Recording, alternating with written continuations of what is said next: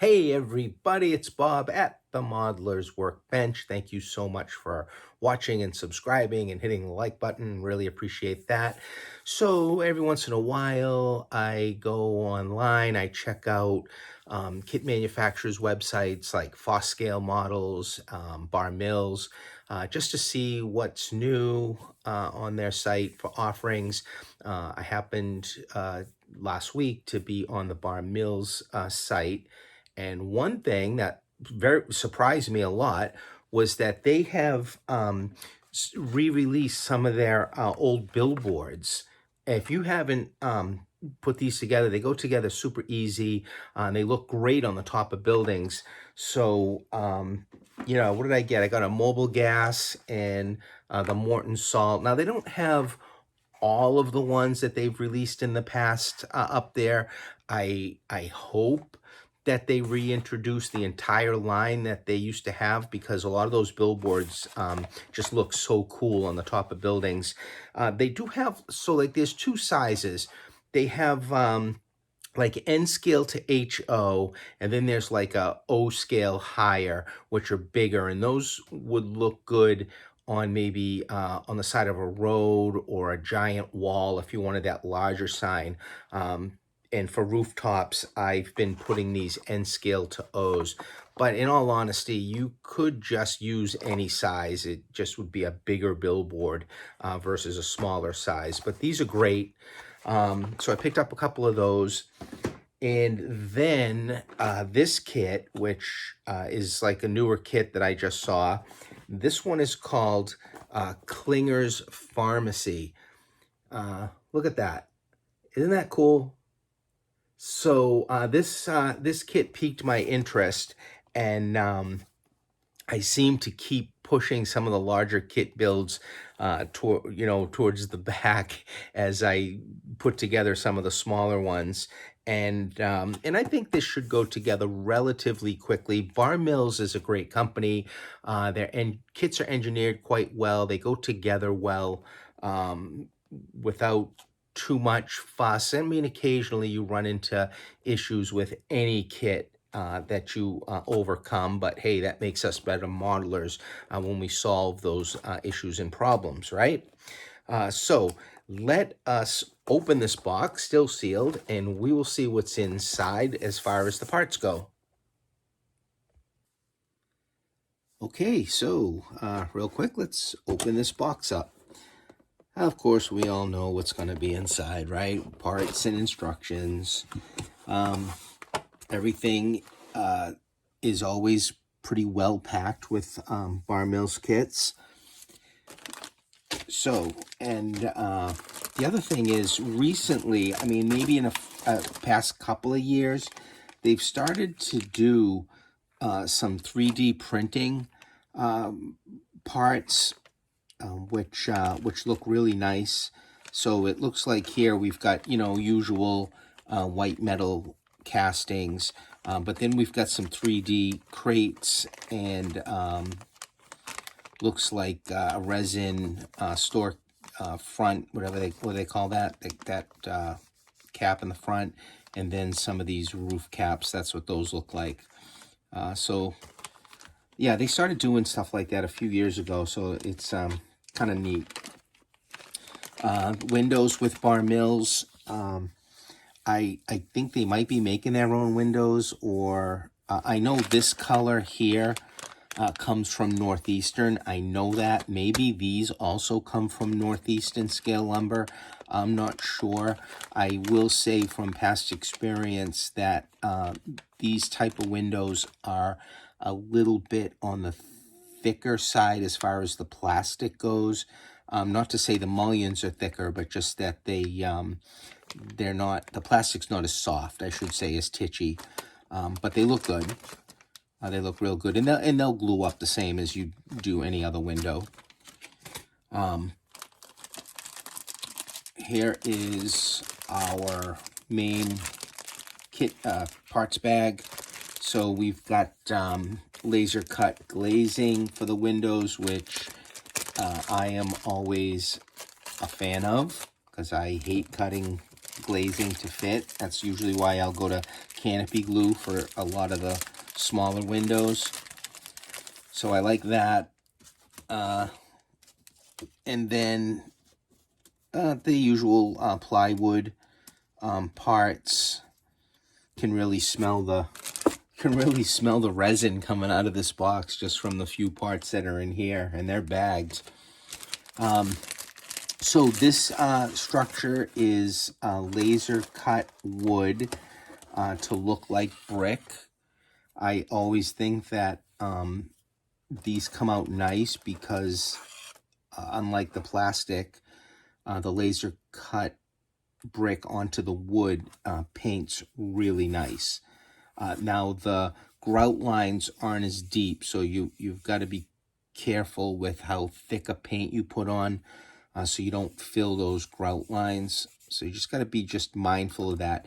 And that's why I've tended to stay away from the thicker auto primer. I mean, some primers out there are super thin, but I've tried to stay away from those for the front of structures that maybe have the very fine detail work, because I don't want to fill that in.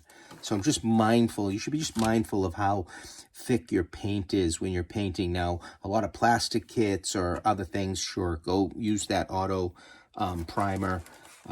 It does work well, and of course you can always use it on the back of the walls like black to paint these. Yeah, not a problem, but just be mindful of how fine your detail work is on your walls. You don't want to lose that detail. This is that kind of softer laser board that does paint up well for sidewalks, as well as this more stiffer laser board. This looks like the storefront. This also looks like it's got an adhesive backing on it. That's what that exactly looks like, that you peel away. So obviously when I get to that part of the instructions, I'll see how that goes together. What's nice about that adhesive backing for stuff like this is when, if my sense is I'm probably going to be doing this with this. A lot of times these storefronts, you put them together in layers. But what's nice about that is if you put your glazing in, the glazing can stick to that adhesive. I will always when I put glazing, even on the adhesive, put just a little canopy glue just for that extra insurance, because I don't want it to dry out and down the road and have the windows fall out. You know, time goes quickly for all of us the older we get, and I'm surprised a lot of times at structures that I have built, and I'll say, wow, like, I built that, 8 years ago or 10 years ago. Like, time's just flown by, and I just don't want to run the risk of, in that time, things kind of coming apart. So we've got some plywood pieces here. Are the usual cardboard roofstock. This is kind of neat. I will say that this sign, which looks like it's laser cut with this gold color, this looks almost like acrylic. Obviously the camera can't pick it up, but it definitely seems like a more of an acrylic material that this has been cut on. And then it's got that adhesive backing on it. So, yeah, that's something new that I've not run into. This kind of, this is like metal. This is like metallic. So that's kind of neat.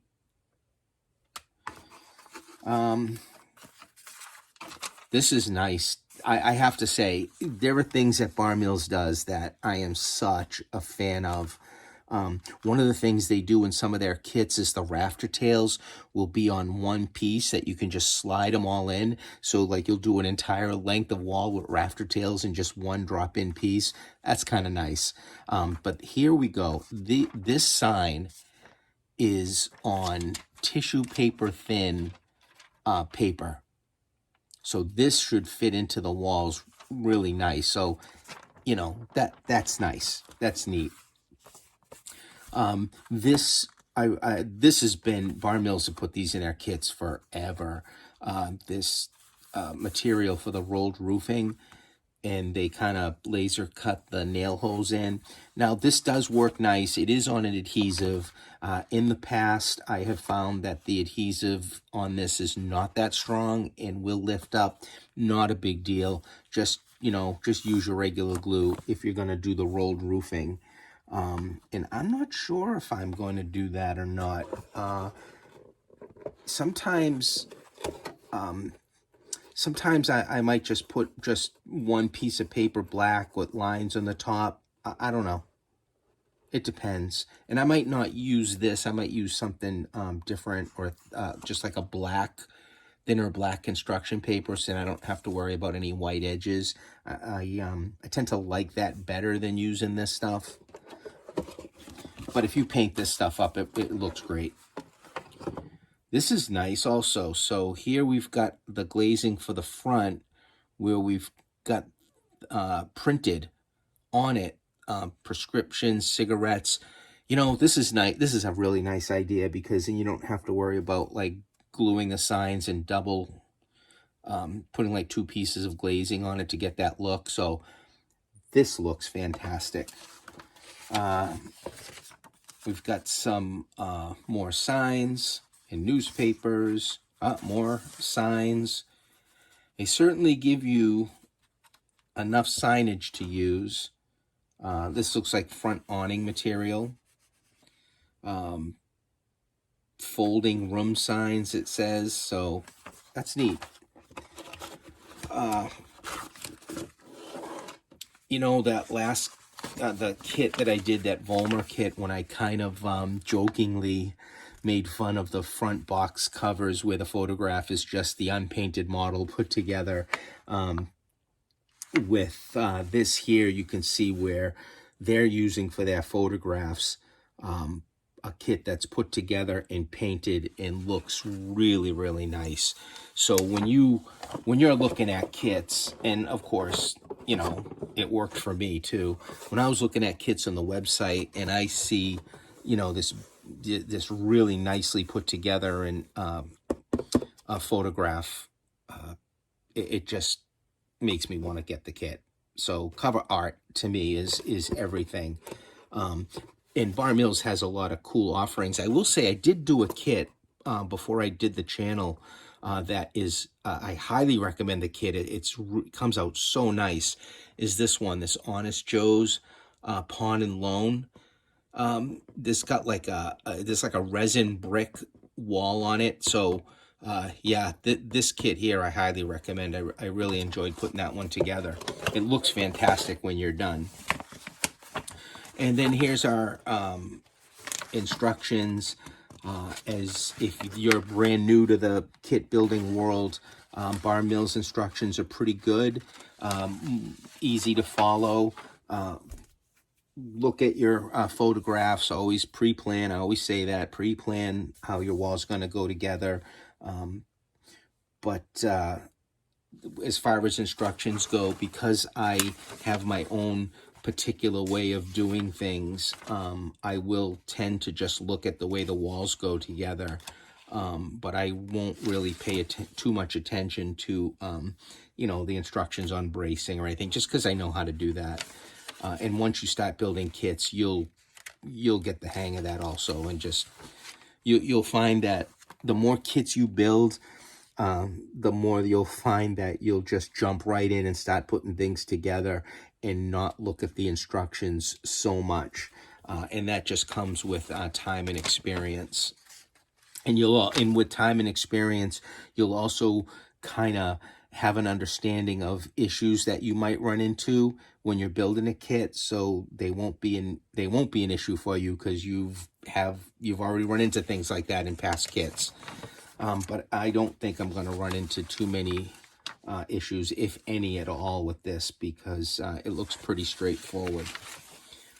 Okay, so yeah, I'm excited to put this together. I think it's going to look fantastic when we're done. Yeah, let me get myself wrapped around with the parts. Of course, the first thing I'll probably do is prime the windows. That's always a great thing to do, is get your windows primed and painted out of the way, because then when you're ready to put them in, you're all done. You don't have to stop and do that and wait for things to dry. So let me look things over and get all set up on how I'm going to start. All right, so it says here that Art Fahey got the idea for the structure from watching the movie The Sting, which is a great film, and it's definitely eye candy for, you know, modelers, because of all the architecture and the sets that they built and the coloring. It's really neat. So I can see where inspiration would come from that movie. Now, the windows go from behind. They go like this. And I've had to take the little sanding stick and open them. And it does say that in the instructions, that you're probably going to find that you have to open the, sand out the openings to get these to fit in. You probably have a little more sanding to do on some of these openings, but when they go in, that's how they go. Now, the kit uses both plastic and wooden doors. I'm missing a door. I only had one door for the porch part of it. And what I found was the Tichy 8009. That one, little sanding, the opening fits in. Now, the instructions, and I did look them over, kind of want you to put doors behind like that. And I don't really like that look. I think it's perfectly acceptable to put them in the front, especially on the porch area, and it still gives me room to put the trim on the top. Speaking of the trim, the kit comes with what they say is scale 2x6, and you paint this a concrete color, and it goes both below and above the windows. I could tell immediately just by looking at it that it was not scale 2x6. This is more like 2x8, way too wide. So when the wood was put in the kit, they put the wrong size. I do have scale 2x6 here, which is the correct width to use. So I'll have to use that to paint them and go underneath like that. What else? So I did prime the front of the walls with this Stynylrez from Badger primer. It's a thin primer through the airbrush. Once I put my bracing in the back, I'll paint the backs black.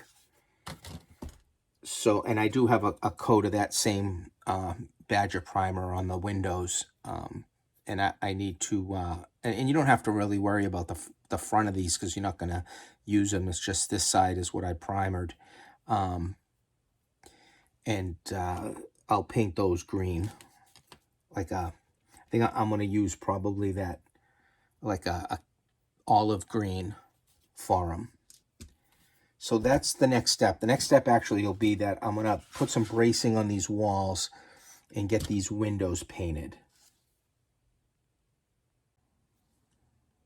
Okay, so our brick walls were primered with this Stynylrez from Badger primer. It's a thin primer with the airbrush, gray colored, obviously. So that was done. Once that was dry, my first color brick that I decided to go with was this red iron oxide. So use a sponge, the usual method, dip in, take some off, and then start to hit the walls, okay? When you do that over the gray, you'll get this here. So all this is just the red iron oxide, okay? Now that's dried. When it takes really a few minutes to dry because it's these acrylics. After that was done, I then jumped to this color, Deep Ochre. This was more of a lighter sponging onto the surface. And this is what you end up with here. A little bit of light. So this is the red iron oxide with a light sponging of the deep ochre on it. And then after that, I grabbed this bittersweet chocolate, and then you use a toothpick or a really fine pointed brush. You can paint some bricks. You can put as many or as little as you want. Once the mortar wash goes on, it will blend these in a little better. So, and this is the most time-consuming part of it. Not that it takes a long time, but it's definitely slower than just getting all the walls painted. The back of the walls I did hit before I, came over here after the gray was on with just a light coat of black, just to darken them up a little bit. So I want to try to do as much on the walls while they're flat before I start to put things together.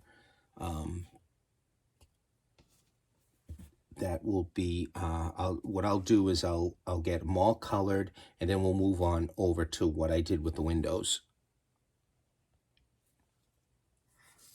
Okay, so I sprayed the face of these walls with some dull coat to seal the acrylic before the mortar wash.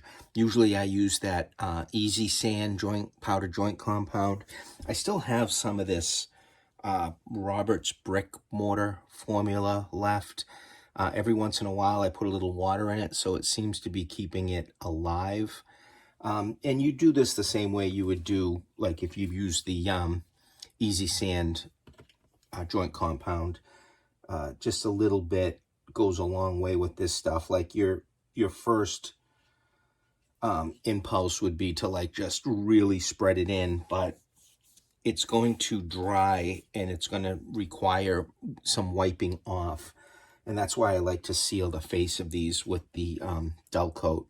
And you could probably use any other matte spray, but this is just an acid brush. As you can see, I'm just putting this down. So I really like the whatever laser cutting the Bar Mills did with this. It seems to be a really nice depth of the bricks, because if you can see, just a little bit of the very easy wiping, it seems to the wash seems to be flowing into those mortar lines.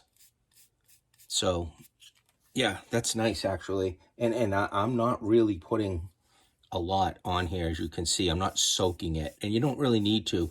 As long as you see that flow into those lines, you're good to go. Because when this dries, it's going to dry a little bit on the hazy side on the surface of these bricks. So that's why we got to wipe it after. And I'm doing this before I put on those concrete pieces, both on the top and the bottom of the windows. I'll save that till after I do the wash. It'll keep the wash off of them, number one. It'll also make wiping the face of these walls a lot easier. So I did go a little heavy with the dark brick on the front. The prototype photo that came with it definitely has a lot of those darkened bricks on it. So I thought I'd give it a try, see how I liked it. If you do that and you find you did too much and you're not happy with it, you certainly can go back with a toothpick or a very fine pointed brush and go over those individual bricks with a different brick color. But I'm curious to see is how it's going to look after I do the wash. So I'm going to continue on this.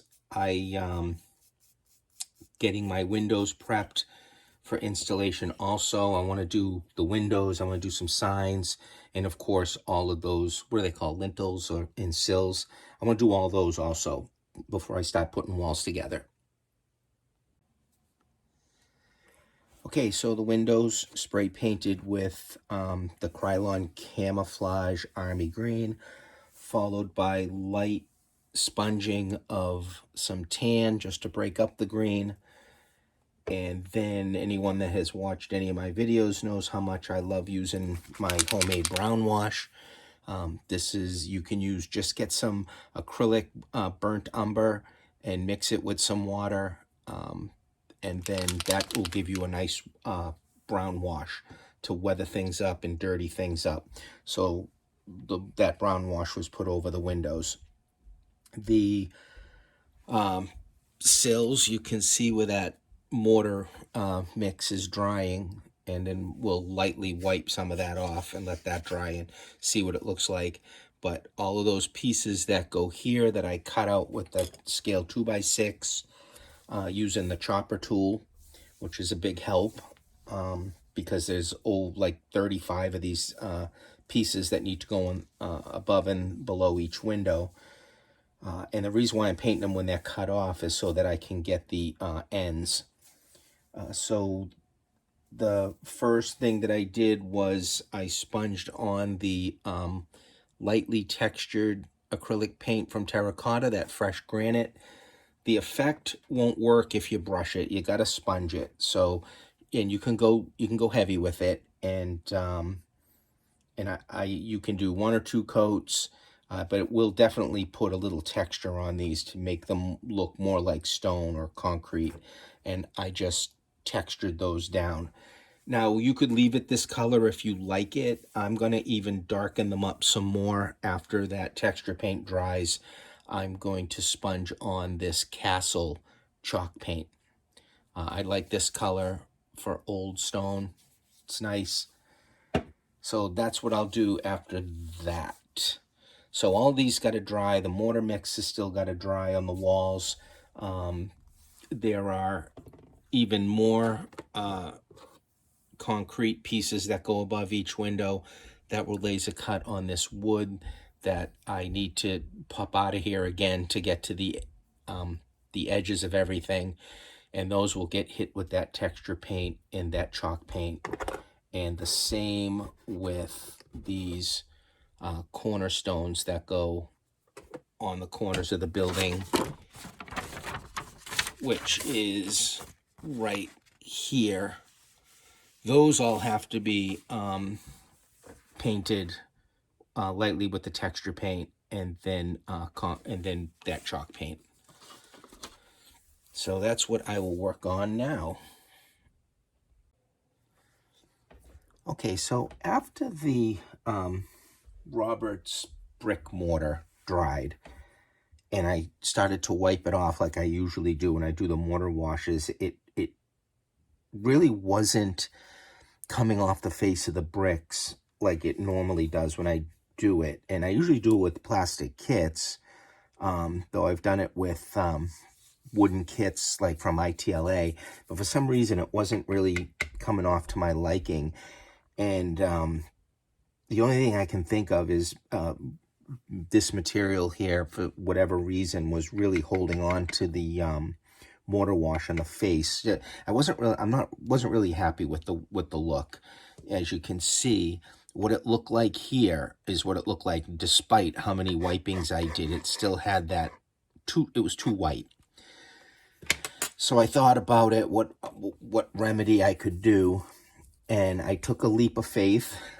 And what did I do? I went back to my brown wash, and I just took the back wall and ran it down.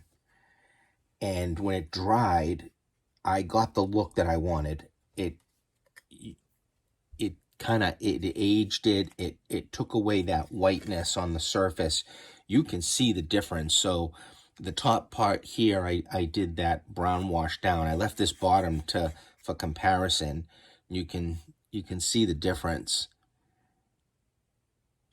And there'll be a sign that goes here, but I'll put a little brown wash on this. But yeah, so I'm definitely happy with doing that. And again, it was a leap of faith. I had no idea how it was going to turn out. So after that, I put the windows in. Be careful when you do the windows. There's a top and bottom. Obviously, the upper sash sticks out further than the bottom sash. So they all go in from behind. Those pieces of strip wood get put on all the windows here. You can see, and then those decorative pieces here that are optional to use, I decided to just put these on the front of the building. So I'm just going to put those on the tops of the front windows, and all the rest of the model will not get those. So, and then what I did was one of these windows, I'm going to not put a regular window in. So I put a piece of cardboard here, painted it brown. And what I'm going to do here is, it's something you can do, add interest to your buildings and structures. You can do this for anything, is I'll take some strip wood and I'll cut the pieces and we'll glue those in as to simulate a boarded up window. So that's what I will do there.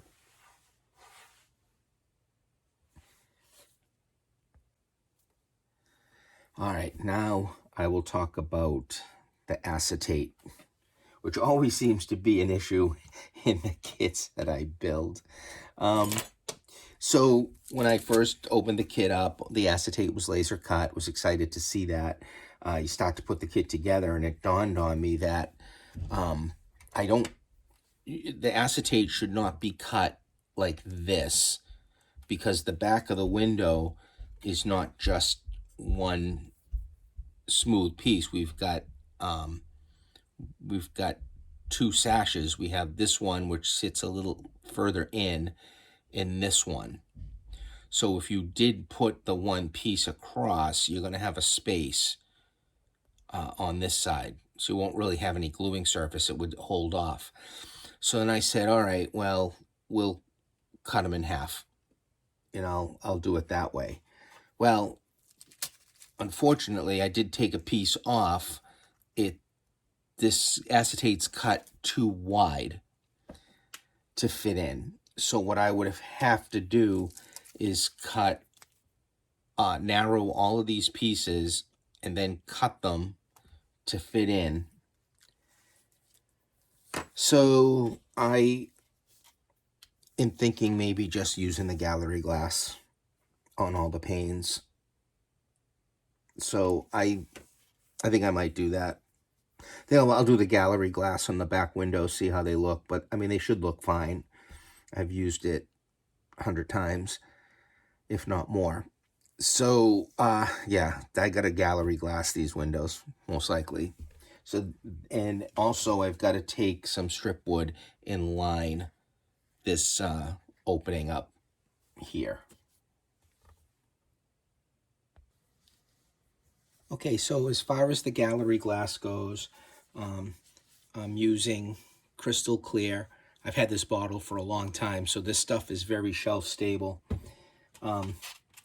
I like using these little green micro brushes, and I fill each individual pane rather than squeezing the whole thing in there.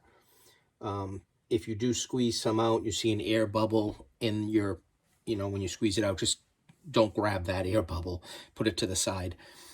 So what I do is, like I said, I fill in each individual pane with the green micro brush. I start to kind of go around it and then pull it towards like a corner of the pane and just fill it up like that. It's a pretty quick process, actually, once you get the hang of it. And I have found that just like a little blob on the end of this size micro brush is enough to fill a window pane like this, you can fill larger size window panes, but you do hit a point where it it it's hard to get it to spread out. So like really large size panes, you're not really going to be able to use this stuff. But for things like this, it's great.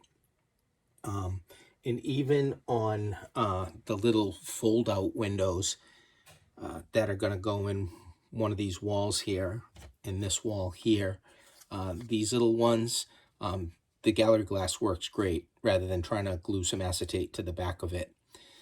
Now this wall, the gallery glass has dried. And again, it's the crystal clear one. Sometimes the factory windows or older buildings, I'll use the frosted. But for this one, I use the clear one. So that's it. If you do get an air bubble in one of these panes, this stuff stays relatively soft. It's and I've had to do it. You just put like a number 11 blade in there and, just kind of cut out a pane and then, redo it. So let my windows dry and start to move on to finishing up some of the doors. I got these two pieces put together. It's just an overlay on this backing, and I usually put a piece of cardboard behind the door opening, and I have something to glue onto for that. And I'm also starting to cut out these corners here, and because you've got to cut them out, you got to lightly sand the edges. So that's a bit time consuming, but I want to get all of these taken off and then hit with some primer so my paint can have something to stick to, because this has got to be painted stone. Okay, so as far as the signs go, the kit comes with some signs on paper like this, and also, which is very nice, I'm a big fan, though they are a little delicate to work with, some signs printed on this very, very thin tissue-like paper, okay? So, for instance, this wall here, you could just use the paper sign or the tissue paper sign. So I went with the tissue paper one. I cut it out with a brand new number 11 blade. The way that I affixed this sign to the wall was I use my school glue for things like this. It's kind of like a watered down glue, but it's not really watery. It's more of a velvet consistency. So I like using this for signs. And once I got the sign on the wall, I pushed it in with my fingers. I did use a piece of plastic, little trick you can do, a little piece of plastic over it to really rub it in. You'll, decrease the risk of tearing a sign by using the plastic. And once that was done, I lined the sign with painter's tape, and I lightly sponged the base brick color, which was this red oxide, very lightly sponged. And after that was done, I ran my brown wash over the whole thing. And that's how that sign came out like that. So I'm going to do the same thing with this sign here that I cut out that's going to go here. I want to, kind of follow a brick course to keep it straight, because you're only really going to get one shot to lay this down. So I'll follow this kind of brick course here once I brush some of that school glue on the back of it. So I'll lay this down, and then I'll push this all in with my finger. I'll use the plastic, really get it to seat in there. And then the same thing, I'll probably go over it very lightly with the brick color after I line it with the painter's tape. So let me get this sign affixed. And the other thing is, you can see one of those windows that I left, open. I backed it with the cardboard, and then I just took some strip wood and put it all in there as a boarded up window. A couple of the boards, there's two sizes here. It's like a 2x10 and 2x6 pieces of wood in here. And then a couple of boards I just lightly sponged some color. You could use like a green, a red. I put a little light blue on it. So again, just to show some interest on that window opening. So let me get the sign in. And then I think we're getting close to putting some of these walls together. Okay, so the sign went on, and then I lined it with the painter's tape. Very light sponging of the brick color, and then some of the brown wash over that. You can always do some powders for final weathering after everything is put together. But yeah, we get our sign on the wall here. I'll probably still work this by pushing things in with my fingers, because what'll happen is you'll kind of get some of that brick pattern to pop through just by pushing it in. And I might even put just basic water. Once all this dries, I'll put maybe another run of very light thing of water on it, and then push that in just to keep softening that tissue paper. But it's definitely a nice way of putting a sign using that thin paper. So I've got probably a couple more signs I want to put on here, then look at what I'm doing behind for window treatment. And then I'm going to look at starting to get some walls together. The front storefront is, I started to paint it. So these got hit with the army green camouflage paint, and then the first overlay got sponged with the light avocado, and then the bottom just got a brown wash on it to dirty it up a little bit. And then these will get glued together like this. This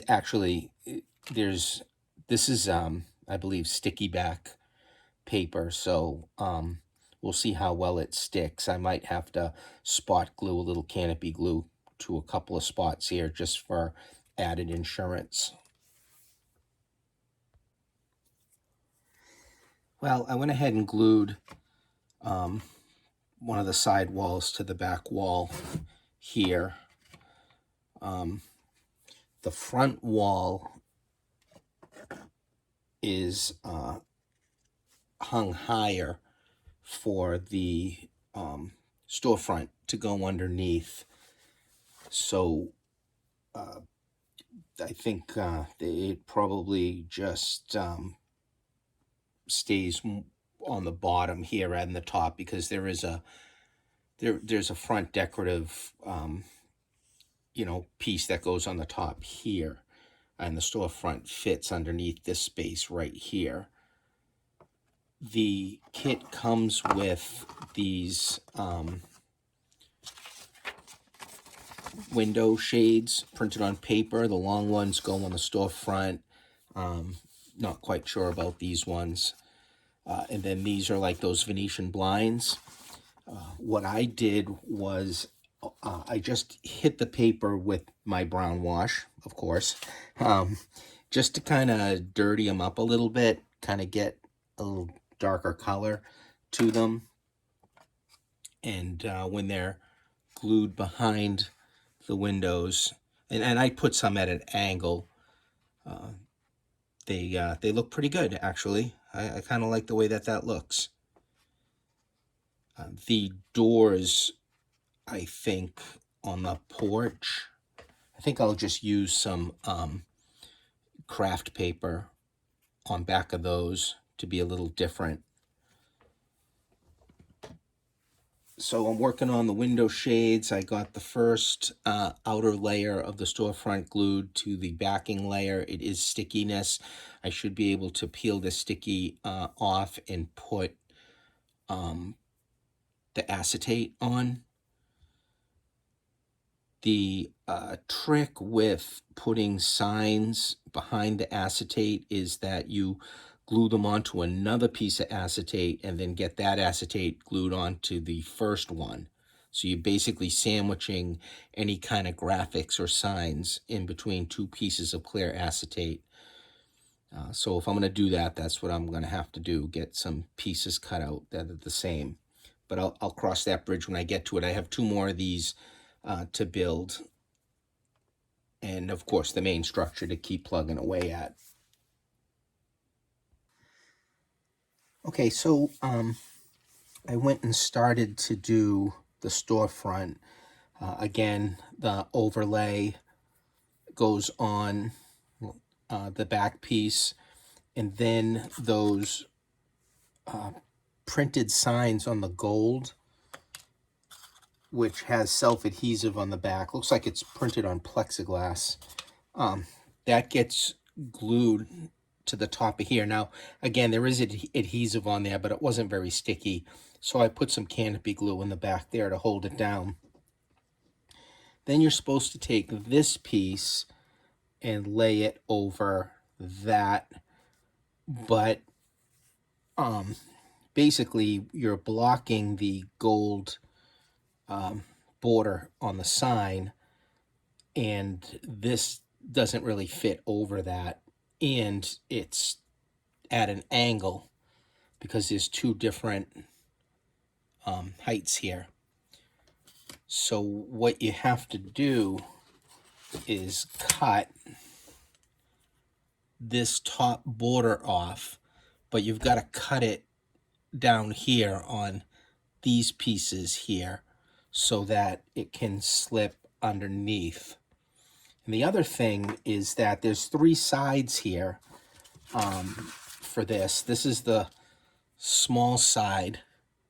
And if you look at the photographs, you've got another gold sign on that little side here. So the kit doesn't come with that. The kit actually comes with another long sign. So I don't know what happened with manufacturing on this, on the kit. There's definitely a difference between the photographs and what you get in the kits, which leads me to believe that this is probably the prototype, and they did some changes when they went ahead and started manufacturing it. It's the only thing I can think of.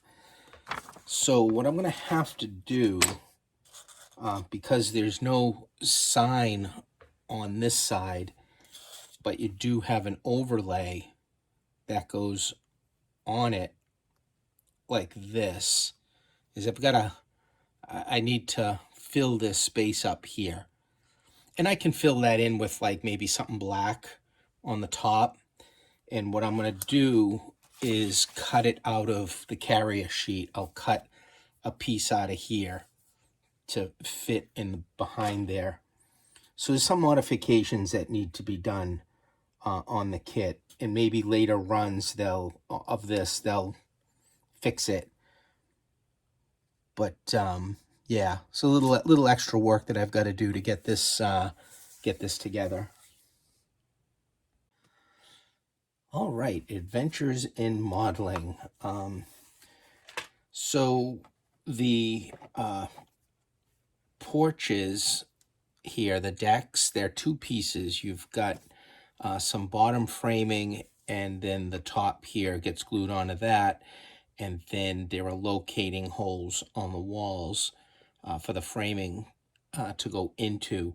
I did have to cut flush the thresholds on the bottom of these two doors so that the decks would fit against the wall. Now, moving on to the issue that I had, because the instructions are confusing when you look at the photos, and then when you look at the way the windows would line up, the front windows would line up with the sides. As you can see, they are off for heights, no matter which way you turn it. And I did have to turn this front wall. If you look at the photos, there's a large brick area between the top of the window and then where that top piece starts, which look like this. And then they have you hold this wall flush with the bottom of this wall, which doesn't work when you go ahead and try to put the storefront in, which I did put together so that I could try to work on the height of this front wall. It needs to be like this. That needs to fit right there. So that gives me the height of this, and then just carries over across. So I did measure from the ground, the tabletop, to the top of this, and then the top of this, and I got those even. But as you can see, this side wall is higher than this side wall, and it's no big deal. You never pick that up after the roof is put in, but it is different. So getting back to this front wall, I had to pop those decorative concrete pieces off, take the windows out, turn it around, and put the windows back in, which is a benefit of using canopy glue, because it's not going to dry hardened. It's going to be kind of on the soft, malleable side. So I was able to just take my number 11 blade and slice down and peel them off, turn them, put them back on. I did pop those decorative pieces off. I'll have to glue new ones on when I'm all done, and I'll have just enough room to put the top ones on here before it hits that top piece here. So yeah, it's been an adventure getting to this point here.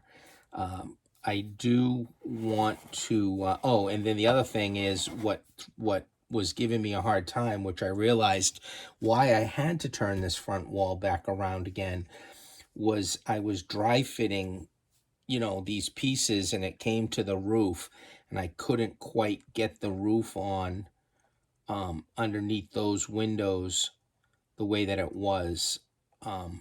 So as it stands now, it is cut a little off, but it's cardboard, so I should be able to turn it.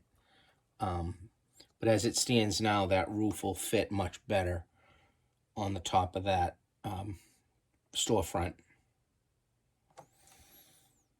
So yeah, that's what I've been up to. I am going to work on the porch area before I put this on, just so that I can lay this flat if I need to work on it.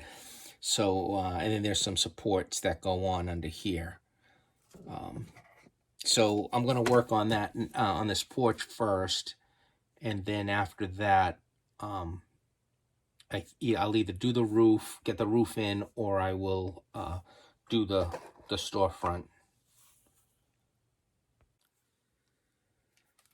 Okay, so when you get your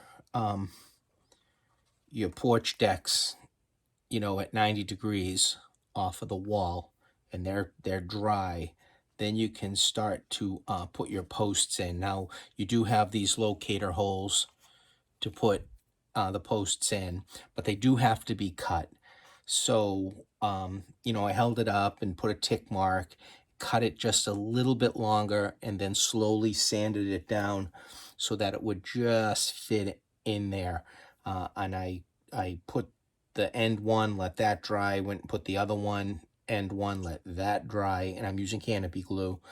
And then I went ahead and put the middle one in. So, you know, it's a little bit of patience, take your time, and eyeball it, you know, front and side to side so that they're, you know, going straight.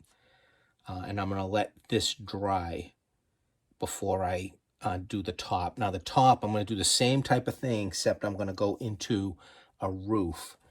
And the roof, you've got to put together, I'm putting the two ends, letting those dry. I'll put the outer edge, and then there's, now, here's the thing. There's no under roof on this, like ceiling, would end up being the ceiling above this door.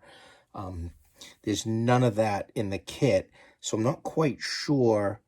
Well, when you look at the photos on the side, it almost looks like the posts go up behind it. I'm not sure.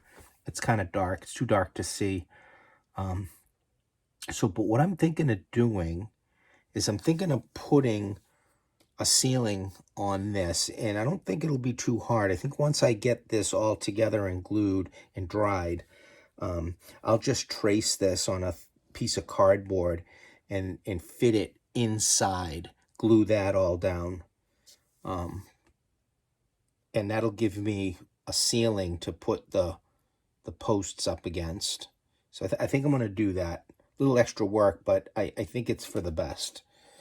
So that'll be the next thing to keep plugging away at this. Alrighty, some progress. So we got the bottom porch on. I decided, because there's no like reference marks on the wall for this porch roof, I decided to put these posts in.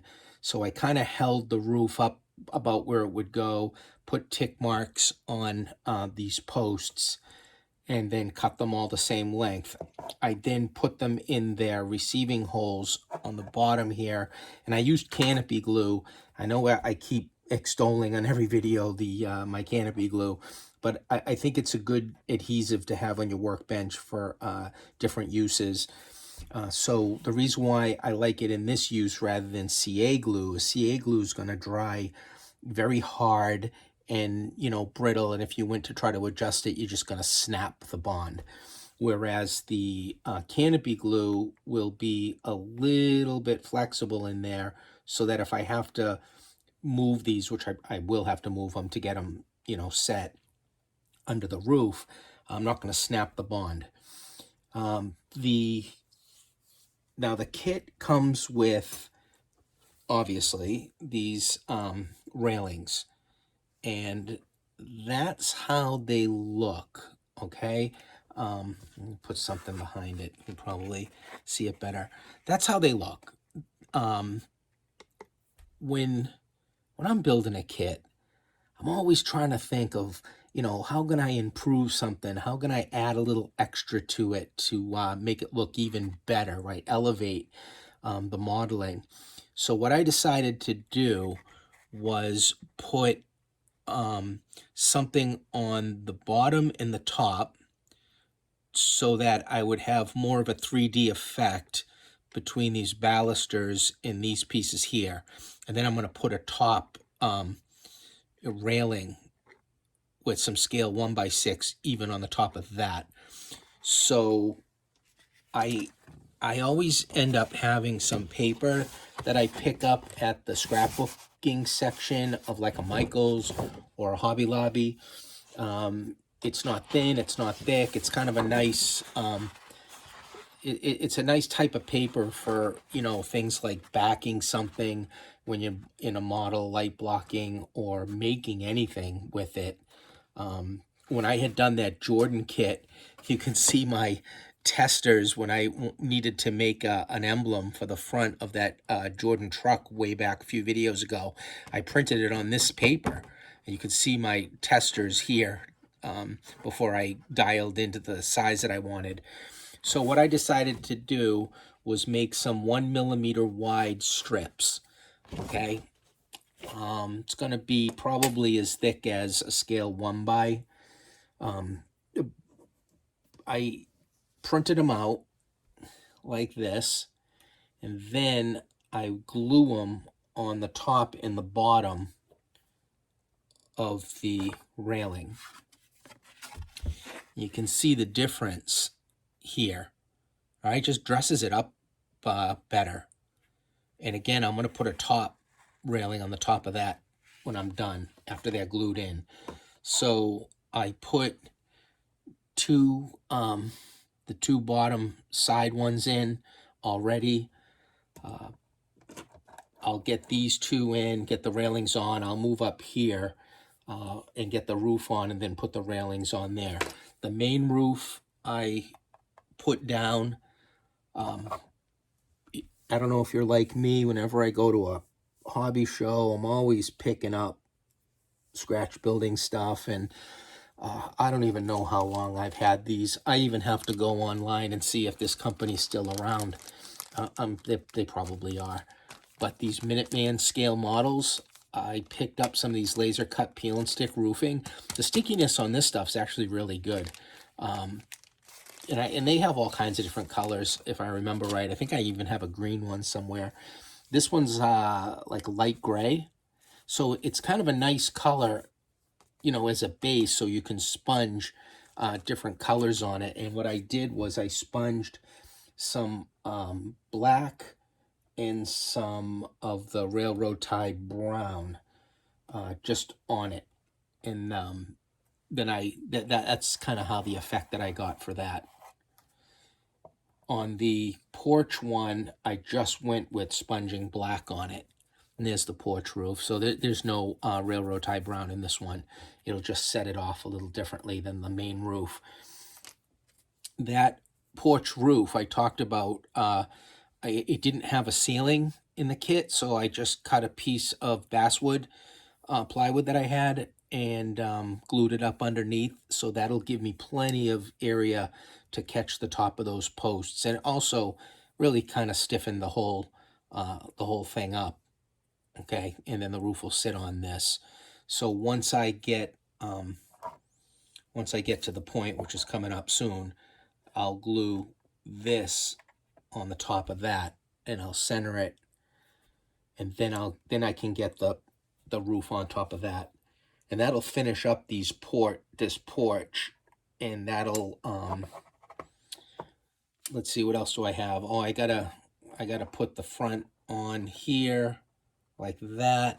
A lot of times when I get a resin piece, it has a little warpage to it. If I hit this with my heat gun on low just for a few seconds, so just to soften it, I'll be able to push this down on the bench. It should straighten it out. Even pulling it like that, it should straighten it out. It just needs a little heat. And then after that's done, I can move on. I think what I'm going to do is then move on to those stonework that goes on the corners. I think I'll do that before I put the front on. So we got quite a bit of work to do on this, but we're almost there. We're getting close to the end. So yeah, it's looking really good. Oh, and I still got to replace those decorative pieces above each window.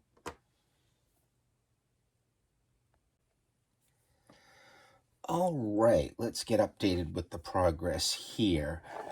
Starting with that roof, the porch roof, I definitely helped by putting these upper posts in first, because it gave me some reference of where to position this roof here. And that got on, and all my railings went in, and that is done. I then went and started putting these corner blocks in. They all come like that. I painted them, the texture paint and all that.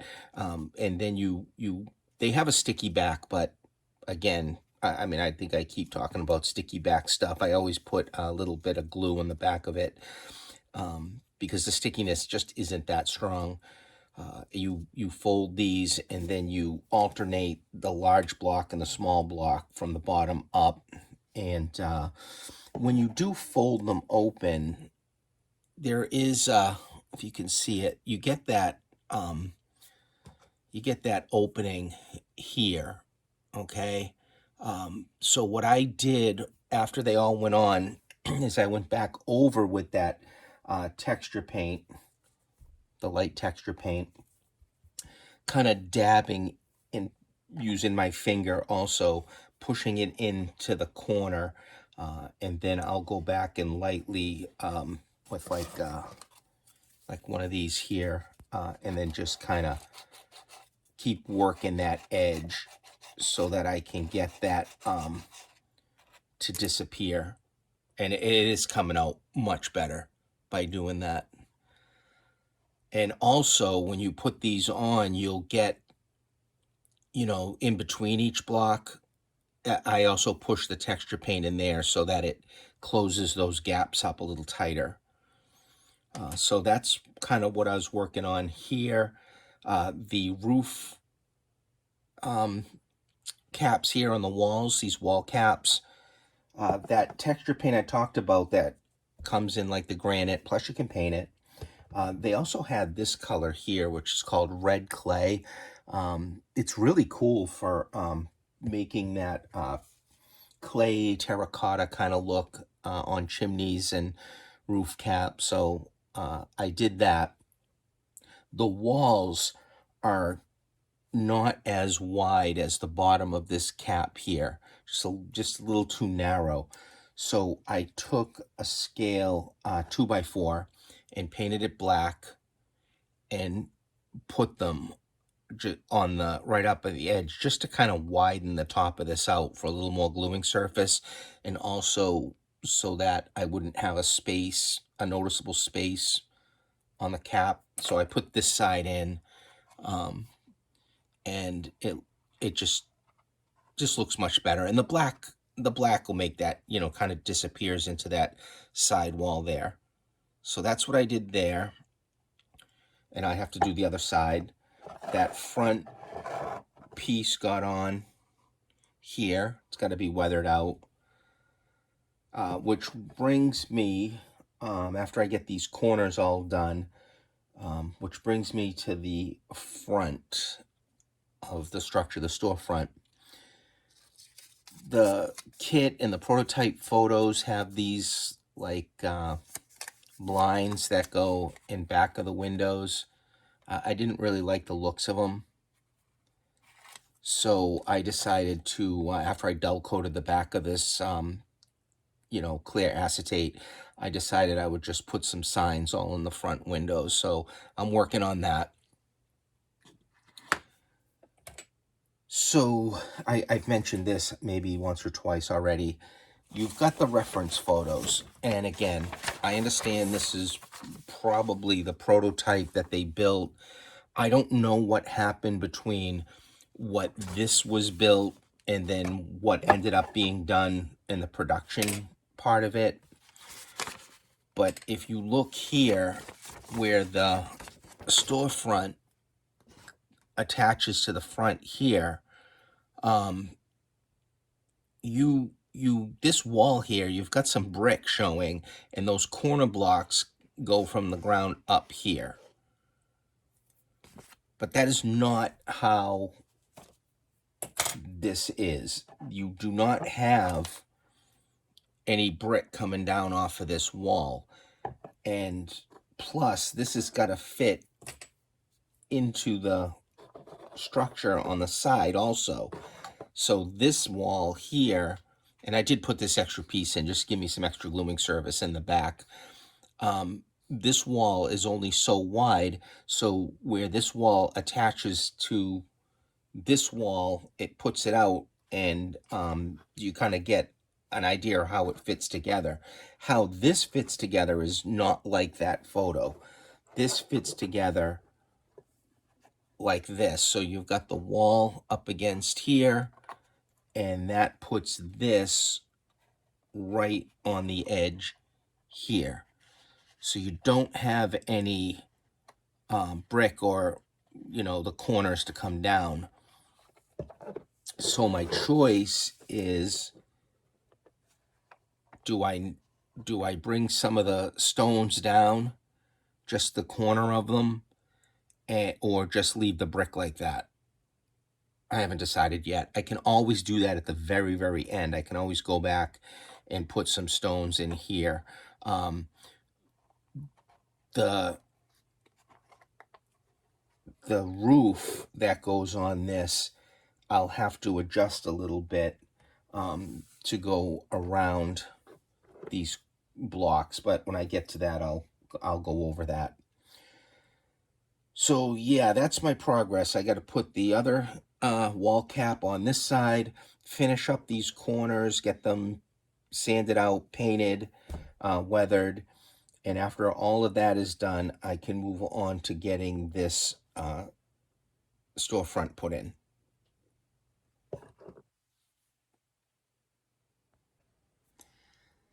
All right, so the roof of the storefront comes in one piece. It's L-shaped. I couldn't quite get it to fit the way that I wanted, so I first sliced one of the L's legs off of it, which is this part here. And I couldn't quite get the end of it. I couldn't really get it all together the way I was happy with. Needed to be a little bigger. It just wasn't fitting right. And that's a trouble I run into in the past with kits with roofs like this. It always seems like, if they're making a kit with, and laser cutting at the top, they're really good at measuring out. However, when you're building the kit, different things come in play, and you'll find that you might have to finagle a piece around, or in this case, I just made another section. So I just took this, traced it on some cardboard, made it bigger both ways to try to get it so that I would have it fit in here better, have the overhang that I wanted better. So that's what I'm doing now. And then after that, I'll go ahead and cut this end piece and put it on here. The seams are covered on the corners by these little pieces of strip wood that you put in, and I'll weather the roof with powders, because being cardboard, I don't want it to warp up on me. It was first painted with some grimy black, so now I've got to get this part in. It fits under the windowsill on this side here. So that's what I'm working on now. The chimney casting that came with it, pretty neat little casting. I've been painting that and put some of the Robert's mortar mix on it, so that'll get wiped down. We'll get that glued in.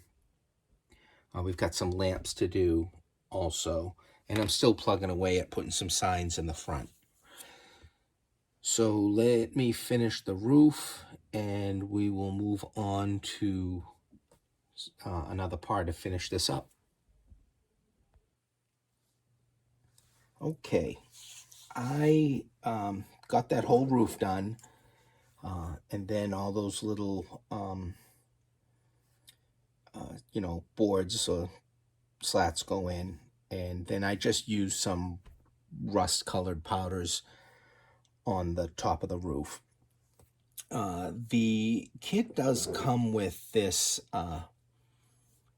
billboard, this Dad's Root Beer billboard that you see here, but it wasn't printed the right size for what they had on the billboard. And then rather than just kind of get another one and resize it, I decided to just take a sign out that I had, cut it on some cardboard, framed it with some scale 2x4, painted it up, and I did use 3 of what the kit came for these billboard framing.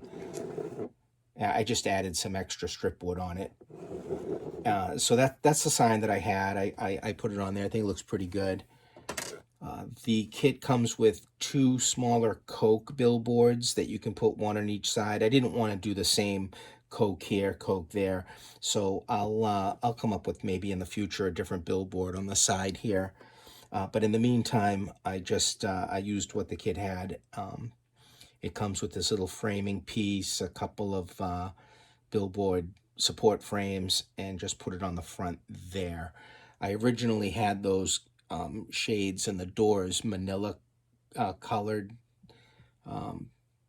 but I just took them out and painted them a lighter green and put them on there. I wasn't happy with the stark contrast of that color that was in there originally.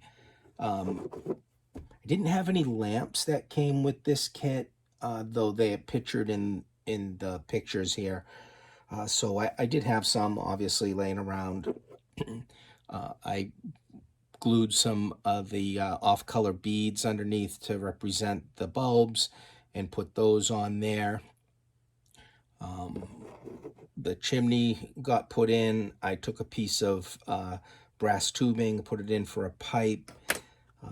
These gallery glass in those windows here, and then those glued up in the open position. I guess you could put a sign here, which wouldn't be a bad idea in the back. On this side here, another lamp, kind of like a service door, I guess, on the side.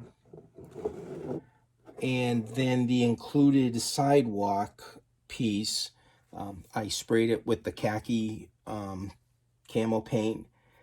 I sponged on some of this chalk paint cocoon that I had still keeping alive by adding water every once in a while. I'll have to do some more weathering on it with powders. The curb was painted with the granite texture paint. That's all I've done so far on this. I haven't weathered it yet or anything else. And then this would sit on top of that. There's some castings. One of the castings that the kit came with was this, but it's pretty big to fit on a sidewalk. I'll save it for something else. Oh, I had a pigeon laying around. I put that on the top. Should probably put some more on it. And then a couple of other castings that the kit came with were these bottle crates. I started to paint those. And I started to paint a little trash barrel casting. And then obviously we'll put some newspapers on it. So I'm getting there, almost done with this kit. Then once I get it all done, we'll take some final pictures, and I'll share my thoughts with it. All right, so you can always keep adding detail things to your kits. It never ends with detailing. You just keep going and going. So the kit had these little signs here that you can fold over. I just put a wire in, folded it over, and put it into the side of the building. So as far as this kit goes, it comes out really nice. And that being said, it does take some patience. Would I recommend this kit for a beginner? No. But if you have done a few kits and you want to advance your modeling skills, this is a great choice. I really like a lot of the things that Bar Mills did with this. I love the laser cut brick walls. They're scaled nicely. The bricks, I would like to see them continue with things like that. Maybe make some wider, rectangular, taller ones, kind of like, your downtown business type of kits. I really, rather than just like, continuing to do clapboard wall kits. I think I would be a fan of that and would definitely purchase them. As far as these side pieces go, where they were laser cut individual pieces, I think that they could have laser cut, the shapes, but then not gone so deep on the laser, just grooved the separation of the blocks and down the middle. And that way you would have these strips that you could fold over and then put onto the sides. You could cut as you needed to. I think that would be a huge time saver. And I don't see why that couldn't be done that way rather than, just individual blocks. The signs on that thin tissue paper like paper is great. I love that. I'd like to see more of those in type of printing signs and kits. I think they come out really nice. The instructions are not the easiest to follow. I think that has a lot to do with the instructions in some of the photos seem to be of an earlier version of what ended up being manufactured. So there was some confusion, but if you think through step by step and how you're going to put this together, it should come out okay. Actually, it should come out great because again, I'm really a fan of how this came out. It's the the porch things here. I think a great idea, and again, I did make them even better by putting some railings across the top. Even if you didn't do these bottom strip pieces that I did and just did the railings, I think that goes a long way to make it look even better. The Some of the hiccups on the kit where the sign printed was different size than the billboard wooden piece that it goes on. No big deal. I've got plenty of signs, and I was able to take care of that. So yeah, I mean, I'm really a fan of this kit. I think that it just looks fantastic. The design elements, I love the front roof of this, the way it comes down. Again, I did have to cut and manipulate it, but that's all part of the process of doing kits. I already got a fingerprint on my powder here. That's the trouble when you handle these things with powders, that you can put a fingerprint into it. Yeah, so I'll take some final pictures and put it up. If you're interested in making a kit that looks like $1,000,000, I definitely would go for this here.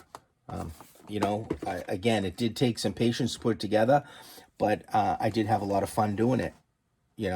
Because the end result, again, I just really love the way that it looks.